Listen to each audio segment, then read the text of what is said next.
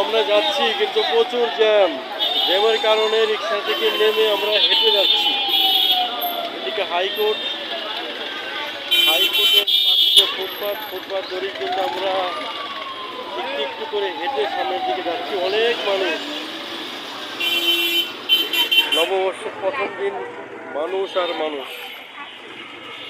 আসলে তাও এবছরটা হেঁটে এ পর্যন্ত রিক্সাটা আসছে, হাইকোর্ট পর্যন্ত, সুপ্রিম কোর্ট পর্যন্ত, কিন্তু সচরাচর কিন্তু প্রেস ক্লাবের ওখান থেকে কিন্তু আর আসে না, তাই না?